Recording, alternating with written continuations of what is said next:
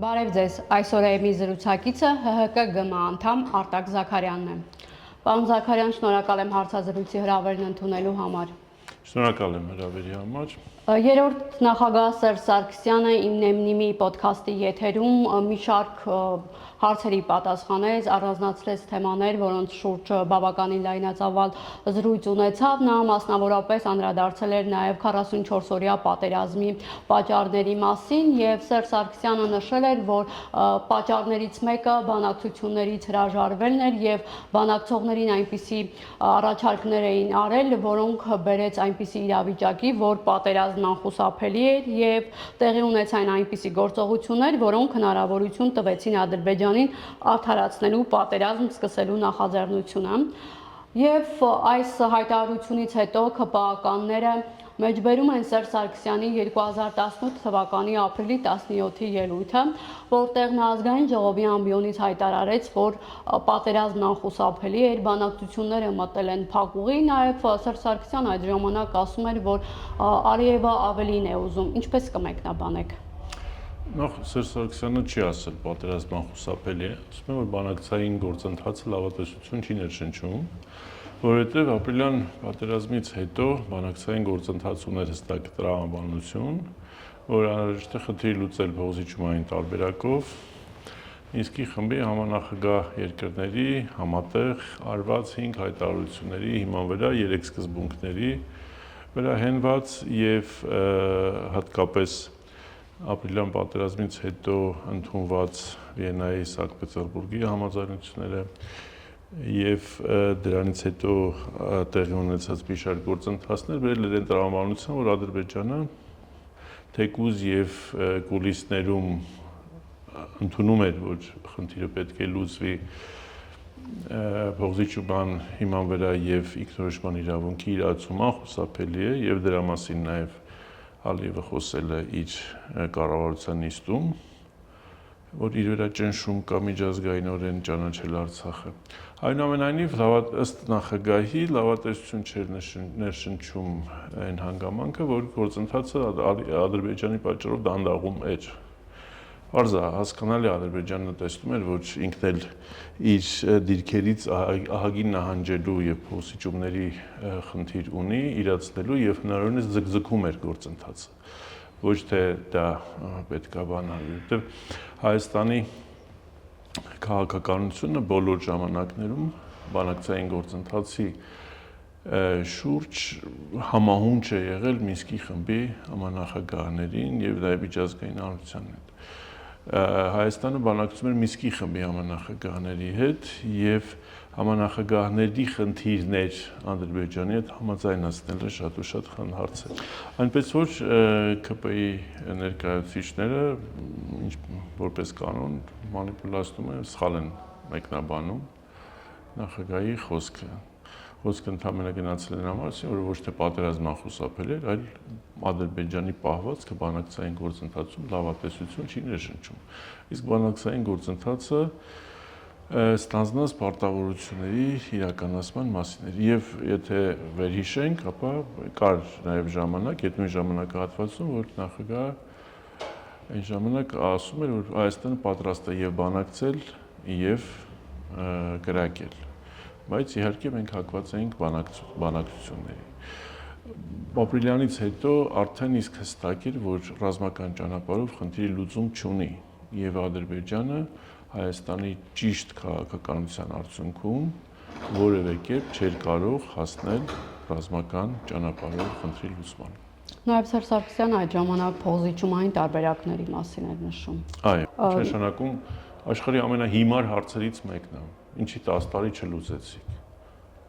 Հա, որ իմանայինք մեզից հետո եկողը այնց պրոթուրքական լուծումներն ալնելու իր համար լուծում, գուցե նաև մենք ինքներս արագացնենք այդ process-ը, բայց process արագացնել դա նշանակում է նաև կորցնել։ Իսկ այդ դեպքում հարց Կազանյան բանը գործընթացը լուծում չէր, լուծում էր, չէ։ Ինչի Ալիևին չեն հարցնել կամ Ալիևներին չեն հարցրել, ինչի չէ կարակ լուծում խնդիրը։ Յուրաքանչյուր պետություն ունի իր նպատակ։ Ազգային քաղաքականության մեջ։ Հիմա Թուրքիային չեն ասում, չէ, ինչի՞ չես արագացնում պանթուրքիզմի ծրագրի, երբ որ հնարավոր լինի դա իրականացվել էր։ Եվ նախագահ Սարգսյանի համաձայնությունը շարունակել իշխանավարումը վարչապետի պաշտոնում հենց պայմանավորված էր նրանով, որ արդեն իսկ տեսանելի էր խնդրի լուծման հասունացած ժամանակահատվածը։ Եվ իր նպատակը հենց ինքը այդ ցավոտ լուծումները, ինքը այդ փոխզիջումային ճանապարհով արվող լուծումները իրացնի, նոր իշխանությունը փոխանցի արդեն հաջորդներին ու ըստ համանդրական եղանակով։ Ըստ էության ձեր խոսքից ենթադրվում է, որ այնուամենայնիվ Հայաստանը գնալու էր Հայաստանը գնալու էր լուծումների, այո, այնպես ինչպես Կազանում էր գնում փոխզիջումների մասին էր խոսքը գնում։ Փոխզիջումների, իհարկե փոխզիջումների։ Մենք նախագահը մի քանի անգամ հայտարարել որ պատրաստ է 5 շրջանները վերադարձնել, բայց դրա փոխարեն Ադրբեջանը պետք է պատրաստ լինի նաև ինքնորոշման իրավունքի իրացման ճանապարհով գնալ։ Այսինքն Հայաստանի իշխանություններին մեղադրել որ ինչի չէի խնդիրի լուծում, այն ժամանակ էլ նույն Նիկոլը մեղադրում էր, ասում էր ինչի եք փոխզիջումների ճանապարհով գնում։ Փոխզիջում նշանակում է Ադրբեջանի հաղթանակ։ Այսինքն այն ժամանակ Նիկոլը մեզ քննադատում էր, ասում էր դուք պետք է պայքարեք ստատուս քվոյի համար։ Հիմա նույն Նիկոլը եւ նիկոլականներն ասում են ինչի խնդիրի չեք լուծում։ Այսինքն այս աբսուրդի եւ անլրջության միջավայրում ինչ պատասխանես դրանց։ Եվ Նիկոլ Փաշինյանը տեղյակ եք հավանաբար ասաց, որ պետք է հրապարակի բանակցային փաստաթղթերը առաջիկայում մինչև տարեվերջ։ Այսօր առավոտյան ստատուս է գրել, նշելով, որ այդ բոլոր թղթերը, որոնք պատրաստվում է հրապարակել, դրանք թոք են կարճացնելու մասին Հայաստանի վերաբերյալ։ Իր մեկնաբանությունները կարևոր չի։ Թող ինքը հրապարակի, մեր երկրում բավականին գրագետ մարդիկ կան, կկարդան ու կտեսնեն ըստ այդ փաստաթղթերի Արցախը որտեղ պետք է լիներ։ Այսօրվա իրավիճակում պետք է լիներ, թե այնպեսին ինչպեսին եղել է։ ՀՀԿ-ն այդ ժամանակ իշխանության է եղել եւ Սերժ Սարգսյանն է նաեւ այդ բանակցությունները ղեկավարել որոշ հատվածը։ Մտավախություն չունեք արդյոք, երբ այդ փաստաթղթերը հրապարակային լինեն, կարող են լինել ինչ-որ բացահայտումներ, օրինակ, որ գործող այդ ժամանակվա իշխանությունը թաքցրել է հանրությունից, այլ բան է ներկայացրել։ Սերժ Սարգսյանը մի առիթով ասել է, որ ինքը չունի ամաչելու բան եւ իր ստորագրությունը չեն գտնի մի թղթի տակ, որի համար ինքը կամաչի։ Ըստ ում այսքանը բավարար է։ Փաշինյանը խոսեց նաև Սերժ Սարգսյանին իրեն ուղղված նամակի վերաբերյալ, որը նույնպես պետք է հրապարակի։ Ում ուղղված նամակի։ Փաշինյանին, Սերժ Սարգսյանը Փաշինյանին նամակ է գրել եւ ասեց, որ դա եւս պետք է կցի այդ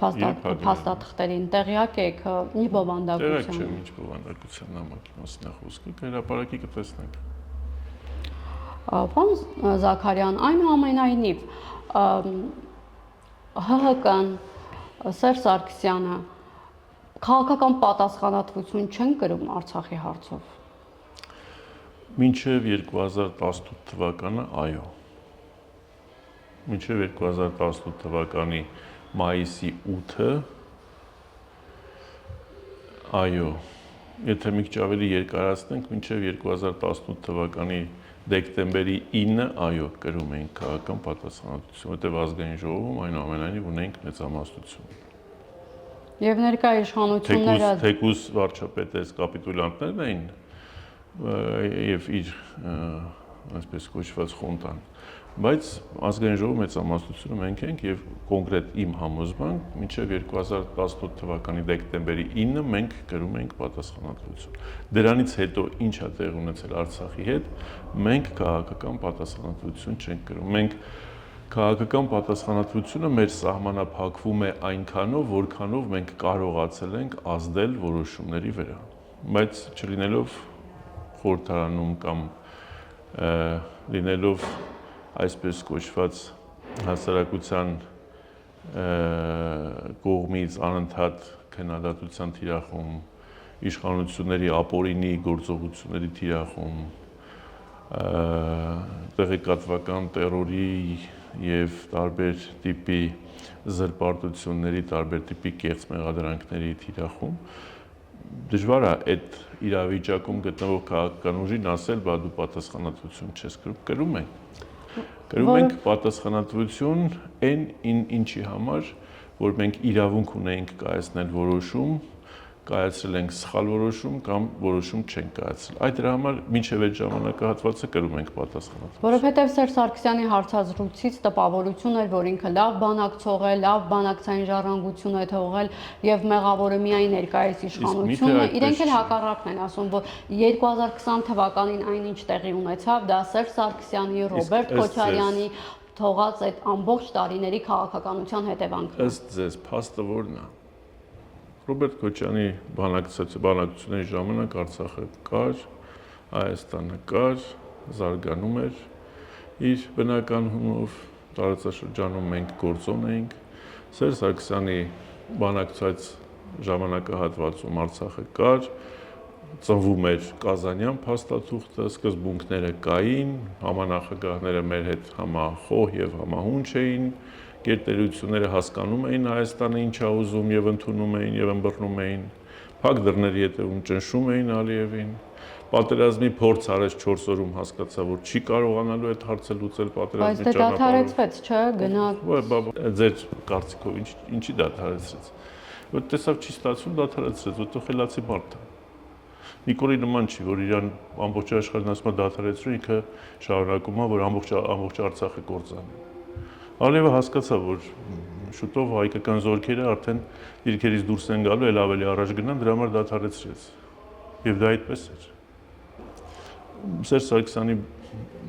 բանակցած եւ ղեկավարած Հայաստանը բերել համեմատել եւ ասել այ Նիկոլը սենց ասում, իսկ փաստերն ինչ են ասում։ Լավ, Նիկոլը ինչ ուզես կարա ասի։ Փաստերն ինչ են ասում։ Փաստերի հետ հաշվի նստեք, ոչ թե Նիկոլի ասածի հետ։ Եվ Նիկոլ Փաշինյանը նաև անդրադարձել էր Սերժ Սարգսյանի հայտարարությանը հնչեցրած այն մտքին, որ իր համար անհասկանալի է ինչպես է ստացվել 44-օրյա պատերազմի առաջին օրերին Հայաստանը կորցրել էր հոտ միջոցների կեսը։ Նիկոլ Փաշինյանն ասում է՝ դուք եք ինձ ժառանգություն թողել հոտ միջոցներ, որոնք բառից բուն իմաստով մետաղալոմ է։ Ինչու եք մետաղալոմ ժառանգություն թողել։ Երեխան գալիս է տուն, ծնողն ասում է, ինչ ես գնդակը կորցրել, ասում է, հիներ դրա համար կորցրել են, որ նորելներ չէր կորելու գնդակը, եթե երեխան անփույթ է։ Մանկապարտեզ է, ինչ պատասխանես։ Մենք իրանց ասում ենք, երբ որ դուք զգուշացված եք եղել, ինչի ժամանակին չեք տեղափոխել, ինչի զորքերը մշտական տեղակայման վայրից եւ տեխնիկան չեք տարել մարտակարգի։ Որ տեխնիկան, որ հրամանատարների պատասխանատվությամբ դուրս է բերվել եւ տարվել է մարտակարգի, տեխնիկան փրկվել է եւ հետո ամբողջ պատերազմի ընթացքում օգտագործվել է։ Որը որ ուշադրություն չեն դարձել, բանի տեղ չեն դրել, տենց էլ մնացել է մշտական տեղակայման վայրում, որը ճշտամին բոլորը գիտի տեղերը։ Մենք էլ իրանց մշտական տեղակայման վայրի տեղը գիտենք։ Հենց դրա համար էլ կոչվում է մշտական տեղակայման վայր, որ տեղն իմանաս։ Բոլորը մեր քաղաքացիներն էլ գիտեին, որտեղ է գտնվում, օրինակ, ասենք Հայկազովի բանը, զորամասը։ Բայց ոչ մեկ չգիտի, որտեղ է գտնվում մարտակարգը, որտեղ է գտնվում Հայաստանի դիրքերը, որտեղ է պետք անհրաժեշտ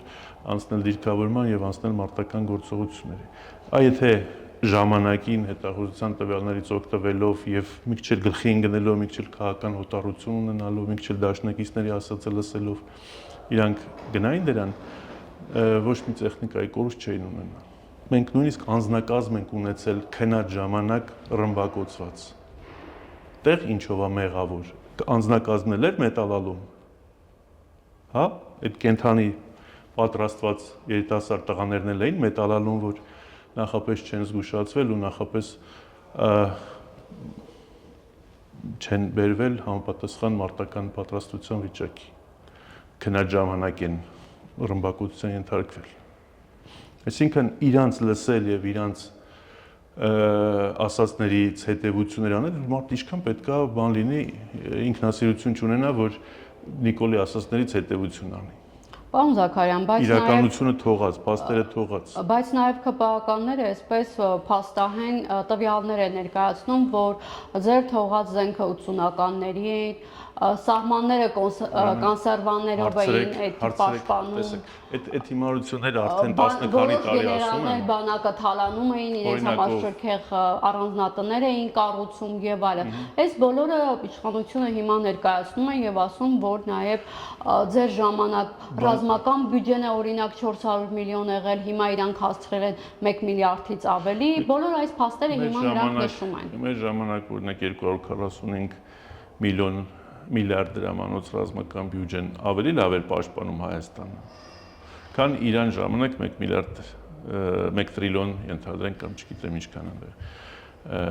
լավ չեմ հիշում թվերը, 1 միլիարդանոց, 1 միլիարդ դոլարի։ 2025-ի մասին է խոսքը։ Այսինքն խնդիրը բանի մեջ է, հա, պետության պաշտպանողությունը կազմակերպելու մեջ է։ Մարդուն կարաս 10,000 դոլար ինքը իր կյանքը շատ լավ կազմակերպի, մեկին էլ կարաս 5,000 դոլար ինքը այդպես էլ չկարողանա նորմալ իր առջև դրված խնդիրը լուծի։ Այդ այսպես թվերի կռիվը, որ իրանք անում են, դա ամենամեծ մանիպուլյացիան է։ Տեսեք, Արցախյան 44 օրյա պատերազմում որ տեխնիկան է կռվել հրետանին։ Պատերազմի բեռը 80%-ով եղել է հրետանու ուսերին։ Այդ հրետանին ամբողջությամբ մեր ժամանակ ձեռք բերված հրետանի է։ Իրանք ձեռք են բերել մենակ 4 հատ ինքնաթիռ, մի քիչ էլ ասահականներ, որոնք որ համարյա թե չեն աշխատել, այդ հորդանյանյան հին։ Մնացած ամբողջ սպառազինությունը մեր ժամանակվա ձեռք բերված սպառազինությունն է, կռվել ու կռվել 44 օր անդադ կռվել։ Այդքան ես թվեր չեմ ասի, բայց ինչքան որ պահեստավորված եղել է Արցախում ռազմամթերք, ամբողջ 44 օր անդադ սպառել են այդ ռազմամթերքը եւ հələ պահեստավորած պատերազմը ավարտելուց հետո պահեստավորածի 40-50%-ն էլ պահեստներում է եղել։ Երբ որ ինտենսիվ ամբողջությամբ օգտագործել, ինչը չի եղել, ում են ուզում խաբել։ Հա, մեր հարևան Ժենիկ Ծոցյան կարողա չգիտի, որ այնտեղ ամեն ինչ էլ եղել է, հա, այդ Ժենիկ Ծոցյաններին իրանք կարան խաբել։ Բայց լավ կարելի է մի ամբողջ ժողովրդի եւ հատկապես այն մարդիկ, ովքեր որ շատ լավ տեղակ են գիտակ են, անընդհատ մարդկանց խաբել հին հեքիաթներով։ Պարտվել են իրանք, մեր բանակը չի պարտվել, մեր բանակը ունենար նորմալ ղեկավարություն, քաղաքական ղեկավարություն, այդ բանակը որտեղ կանած եղել, նեղել կանած կլներ մինչև այսօր։ Հայաստանի զինված ուժերի 2/3-ը չի մասնակցել պատերազմին։ Չի մասնակցել պատերազմին։ Եթե Արտական գործողությունների մեջ չեն մտցվել։ Ամբողջ ուժը եղել է մի հատ կորպուսի, կամավորականների եւ Արցախի պաշտպանության բանակի վրա։ Ումա ինչ խափում, հա, հասկանում եք, բայց թե հրապարակ էր այդ դեպքում խեն արխիվ ուղարկել 44 օրյա պատերազմի ուսումնասիրող հանձնաժողովի այսպես կոչված զեկույցը։ Ինչ միտում եք տեսնում։ Չգիտեմ։ Եթե իրանք այսպես ազնիվ են, անկեղծ են, ամեն ինչը շատ հստակ է եւ իրանցից բացի բոլորը մեղավոր են, այդ դեպքում իրանց պետքա ձեռք տա այդ փաստեր հրապարակել, թող հրապարակեն։ Հիմա ասում եմ հրապարակելու, միսը ինչքան մնացորդային թուղթ կա վերակենալու հրապարակի, թող առաջարկները, ինչքան առաջարկ դրվել է համանախագահների կողմից բանակցողների սեղանին, երկու կողմի, այդ թղթերը թող հրապարակի, մեր ժողովուրդն էլ գրագետ ժողովուրդ է, կկարդա, կտեսնի, որ եթե Նիկոլը չլիներ Արցախի հարցում, մենք այս խնդրեմը չէինք ունեն։ Այսօր մեզ չէին ստիպի միջանցք բացել։ Բացի այդ, այսօր մեր ժողովուրդը անվտանգ կլիներ, ապահով կլիներ, այս պառակտումները, այս ներվային հարաբերությունները հասարակության մեջ չէին լինի, այս ապաթիան, այս հիասթափության միջավայրը չէր լինի։ Պարոն Զաքարյան, խոսում ենք ռազմական տեխնիկայի մասին, Փաշինյանը առաջարկեց նախկին նախագահներին, այդ թվում Սերժ Սարգսյանին, գնալ այցելել եւ այն սպառազինությունը, որն իր իշխանության ժամանակ է ձեռք բերել, ցույց տալ։ Կարող է կա քննարկում Սերժ Սարգսյանը այցելի, տեսնի։ Թանգարան չէ, այնտեղ որտեղ տեղադրված է, ըստ էության այդ զենքերը։ Ես գնամ դա տեսնեմ։ Չի կարելի որ ես գնամ դա տեսնեմ։ Ես Նիկոլի PR-ը ինձ չի հետաքրքրում, ինձ իմ պետության պաշտպանությունն է հետաքրքրում։ Իսկ եթե Նիկոլը գալիս ասում է, օրինակ որ համոզված լինեք, որ զին տեխնիկա ունի։ Տեսեք, եթե ես ընտրող եմ, շարքային ընտրող, ինձ գալիս ասում են Նիկոլին ընտրի, թե չէ պատերազմ կլինի, ինձ վախացնում են պատերազմը։ Հետո էլ ասում է ամեն ինչ առել ենք։ Ումա պետք է ինի որ առել եք, եթե ինձ պետքա վախացնեք պատերազմով։ Կամ խափում եք, չեք առել ոչ մի բան։ Կամ էլ խափում եք եւ շանտաժ եք անում, որ պատերազմա լինելու։ Եթե Նիկոլի ասածով իրոք մեր բանակը սպառազինված է, ուրեմն հիմա ինչ որ ինքը անում է Հայաստանի դեմ, դա հերթական դավաճանությունն է։ Ուրեմն այլ ճանապարհով է պետք գնալ, ոչ թե թուրք-ադրբեջանական պահանջները կատարել։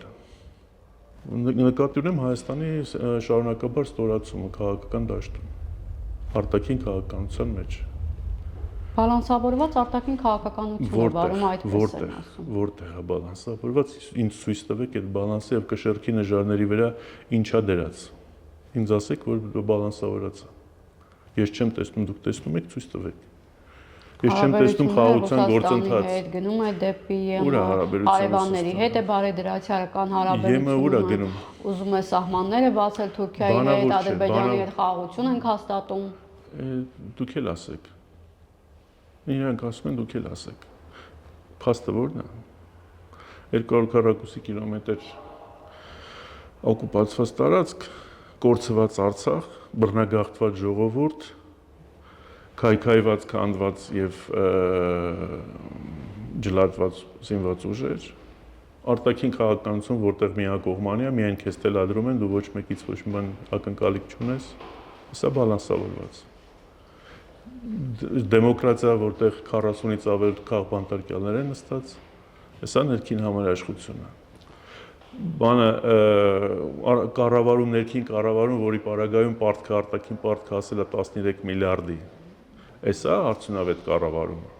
Պարոն Զաքարյան, քանի որ տնտեսություն, որը ամբողջությամբ կախված է ուկրաինական հակամարտությունից, Արևմուտք Ռուսաստան հակամարտությունից օգտվելու վրա, չունես ռեալ տնտեսական ռեսուրս, քո պետությունը, քո ռեսուրսն, քո կենսունակությունը սնող, քո զարգացումը սնող։ Էսա կառավարումը։ Սա կառավարում չի։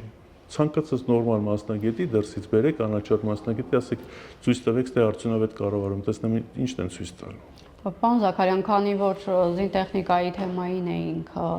անդրադառնում, Սերժ Սարգսյանը նույն այդ ոդքասթի ժամանակ խնդիրներ բարձրացրեց բանակի վերաբերյալ։ Այստեղ այդ հարց է ծագում, ինչու Սերժ Սարգսյանը իր իշխանության ժամանակ նման խնդիրների մասին չէր խոսում։ Օրինակ Ընդհանրապես ասում ենք մարտունակ բանակ ունենք եւ գրեթե պաշտոնական մակարդակով խնդիրների մասին չէր խոսվում։ Օրինակ հիշում եմ, որ ապրիլյանից հետո միայն Կարեն Կարապետյանը ազգային ժողով հարց ու պատասխանի ժամանակ ասաց, որ մենք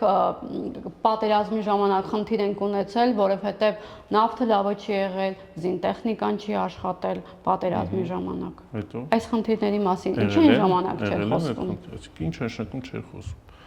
Ես եղել եմ մի տարի պաշտպանության փոխնախարար, ես ամեն օր առնչվում էի խնդիրների հետ։ Գայի ձեզ պատմեի, դուք էլ գնայիք ում պատմեիք, Ժենիկ Ծոցյաններին պատմեիք, իրանք էլ նստեին վայվոյանեին։ Խնդիրը լուծել դա նշանակում է ժողովրդիդ պահել անվտանգ։ Մենք մեր ժողովրդին, մեր պետությանը պահում ենք անվտանգ։ Մեր ժողովուրդը ամեն առավոտ լուսաբացին չէր ելնում անվտանգության ու պատերազմի մասին մտածում։ Խաղաղության ու զարգացման մասին էր մտածում, կրթության մասին էր մտածում, լավ ապրելու մասին էր մտածում։ Ինչ է, սա ինչ վիճակ է։ Մարդկանց նայում ես դեմքներին, արդեն չգիտես ինչ է արտահայտում մարդու ներաշխարհը։ Դուք չեք հավատում, որ Փաշինյանն ասում է ես խաղաղություն եմ բերելու, խաղաղությունը հաստատված է, ավելի նախաստորագրված է այդ պայմանագիրը։ 4 հատ պատերազմ է բերել Փաշինյանն, ես ոնց հավատամ իր խաղաղությանը։ Նախաստորագրված է, բայց ուժի մեջ մտած չի։ Իսկ դուք կարդացել եք նախաստորագրված տեքստը։ Դուք զգացել եք, որ այնտեղ Հայաստանի ստորացման մասին է։ Դուք զգացել եք, որ այնտեղ եթե ուզենաք Հայաստանում ստեղ մի հատ լավորենք, օրինակ անցկացնեք, Ադրբեջանը կարող է դեմը լինի դրան ու չկարողանա կանել։ Դուք զգացել եք, որ ամբողջությամբ կորցրել եք ինքնիշխանությունը, ըստ Նիկոլի։ Արդեն Բաքվից է կախված ելնելու Հայաստան ինքնիշխանությունը։ Դուք զգացել եք, որ ասենք ամերիկացիներն են որոշելու մեր հարավային հատվածներում տնտեսական եւ մնացած զարգացման եւ անվտանգային մեր բաները ճարտարապետությունը։ Օբյեկտիվորեն։ Զգացել եք, որ դա ժամանակի ընթացքում կարա Ռուսաստան, Արևմուտք, Թուրքիա նոր հակամարտության եւ հակասությունների Իրանն էլ իր հերթին հակասությունների առիթ դառնա։ Ինչն ենք մենք հիմա բանանում, այսինքն եթե մեկ օրվա կյանքով ապրող թիթեռներ ենք, հա, շատ լավ է։ Վաղվա վտանգը մեզ պետք չենք զգում։ Ես վաղվան էլ եմ տեսնում, մյուս տարվանն էլ 5 տարի հետոն էլ։ Ես ավելի հեռուն եմ նայում, դրա համար ասում եմ չեմ տեսնում խաղաղություն, չկա խաբեություն։ Խաղաղություն այս ձևով չի արվում։ Խաղաղությունը ձեր ասած հավասարակշռությունները պետք է լինեն, բայց դե պետք է հասնել դրան, ոչ թե բառերով ասել միայն։ Պարոն Զաքարյան, եւս մեկ թեմայի մասին զրուցենք։ Նիկոլ Փաշինյանը գրառում արեց, որ Հայաստանը պետք է վերադարձնի Արցվաշենը եւ մյուս օկուպացված ՀՀ ինքնիշխան տարածքները։ Սրան նախորդել էր Ադրբեջանի արտաքին գործերի նախարարի խոսնակի հայտարարությունը այն մասին, որ Ղազախի 3 գյուղերի եւ Նախիջևանի Քյարքի գյուղի վերադարձը իրենց գերակա խնդիրն է։ Ինչ է կարծում Փաշինյանի այս ստատուսը ինչ է նշանակում, արդյոք Ադրբեջանը պահանջում է վերադարձնել անկլավները Այո, Ադրբեջանը պահանջում է վերադարձնել անկլավները, իսկ Արցվաշենի վերադարձը հերթական խաբեությունն է Նիկոլի կողմից։ Կարան ադրբեջանցի կասեն, եկեք Արցվաշենում ապրեք ձերն է։ Բայց Քյարքին տվեք մեզ եւ մնացած բաները տվեք մեզ, Տիգրանաշենը։ Իսկ դա նշանակում է Հայաստանը ընդհանրապես կտրել նաև իր հարավը կապող ամբողջ ճանապարհներից, կախվածության մեջ դնել նաև իսկ վերևի հատվածում, Տավուշի հատվածում նաև 1-2 տեղ ճանապարհն ուղիղ արդեն քո տարածքով չի անցնում։ Արցվաշենի դեպքում գուցե դա վերականգնում է Հայաստանի տարածքային ամբողջականությունը, բայց ըստ էության ռազմավարական նշանակություն չունի, ինչպես Տիգրանաշենը։ Բայց ասեցի 200 քառակուսի կիլոմետր արդեն օկուպացված է քո տարածքից։ Արցվաշենով ես դու անկլավով ես վերականգնում։ Լավ, ես հիմա մի հատ չելենջ եմ անում Նիկոլին։ Եթե ինքը իր ընտանիքով կգնա Արցվաշենում գյուղապետ կաշխատի, ես էլ իր հետ միասին իմ ընտանիքով գնամ դպրոցի տնօրեն կաշխատեմ, համաձայն է։ Ինքը պատրաստ է գնա Արցվաշենում ապրի։ Այդպես բանան։ Թուրքերը գալու են լցվեն Տիգրանաշեն։ 1 տարի, 2 տարի հետո։ Ինքը քանի մարդ է ճանաչում, որ գնալու Արցվաշենում ապրի։ Այս իրավիճակում առանց երաշխիքի, առանց բանի։ Ոնց է Արցվաշենի բնակչության այդ անկլավի մեջ անվտանգությունը ոնց է ապահովելու։ Կարողանալու այնտեղ զորք տանի, տեղակայի։ Այսինքն ասելով չի, խաբելով չի, հա մեր արևան ժենիտորին հնարավոր է լինելու խաբել, ասելով դա այն բան այն հետ է բերում, բայց պետական, քաղաքական մտածելակերպ ունեցող մարդիկ եւ այդ ամբողջ իրականության մեջ պատկերացում ունեցող մարդիկ ուղղակի ասում են՝ մի խաբեք մեր ժողովրդին։ Սա չի նշանակում գնալ խաղաղ կարգավորման եւ ինչն ես կարգավորել դու։ Այսինքն ամբողջ Արցախը 4000 տարվա հայկական Արցախը վարի ես տվել, թե ինչ-որ բան ես կարգավորում։ Այսինքն դու հիմա վերադառնում ես Լենինի Հայաստանին, Լենինի պատկերացրած Հայաստանին, Ստալինի պատկերացրած Հայաստանը դու համարում ես, որ կարգավորեցիր այ ժողովրդի հարցերը, այսա դե հաջորդը ասելու են 180,000 ադրբեջանցի պետք է վերադառնա Հայաստան։ Դա կարգավորումն է, բայց խոսք չկա 140,000 արցախցիների Արցախ վերադարձի եւ համապատասխան երաշխիքների մասին։ Այսինքն ամբողջությամբ երկիրը դրել է թուրք-ադրբեջանական միջանցքային տրամաբանության անցուդարձի տակ իրանց պատկերացրած ձևով ապրելու հեռանկարով թուրքերը եւ ադրբեջանցիներն են պատկերացնելու, թե հայ մարդը ոնց պետք է ապրի Հայաստանում, իր հայրենիքում, իր պետության մեջ։ Եվ դա մենք կոչում ենք կարգավորում։ Պարոն Զաքարյան, այդուհանդերձ ինչ կնշանակի Հայաստանի համար սահմանազատմամբ Արցվաշենի վերադարձ եւ տարածքների փոխանցում։ Ոչ մի բան չի նշանակում։ Ինչ վտանգներ եք դուք այստեղ տեսնում։ Վտանգ չկա, ոչինչ չի նշանակում։ Ոչ մի բան, դա էլի մնալու է ադրբեջանցիների վերահսկողության տակ։ Քոնն է, բայց իրաց մոտ է։ Տղայս գնան դեղ ապրի, ասում եմ Նիկոլը եթե գնա, երկրորդ գնացող ես եմ լինում դեղ։ Թող ինքը իր ընտանիքով գնան դեղ գյուղապետ աշխատի, ես էլ գնամ դպրոցի տնօրեն աշխատեմ։ Հենց հիմա ասում եմ։ Գնալու է ինքը։ ՔՊ-ից որևէ մեկը գնալու է Արցվաշենում ապրի, որ տենց ասում են երջանկացեք ժողովուրդ, այս Արցվաշենը վերադարձնում են։ Չկան բալանսներ, չկա համաձայնություն եւ դա ադրբեջանցիները շատ լավ գիտեն։ Իրանք են արդեն Նիկոլին օգտագործելով կառուցել իրանց համար հարմար հարավային Կովկաս։ Իրանց համար հարմար հարավային Հայաստանի Հանրապետություն են կառուցել։ Նիկոլին օգտագործելով, որովհետեւ Նիկոլը գալիս է ասում է ինձ ձայն տուր, թե չէ պատերազմ կլինի։ Շնորհակալ եմ պարոն Զաքարյան հարցազրույցի համար։ Այսօր ԵՄ զրուցում էր ՀՀԿ ԳՄ անդամ Արտակ Զաքարյանի հետ։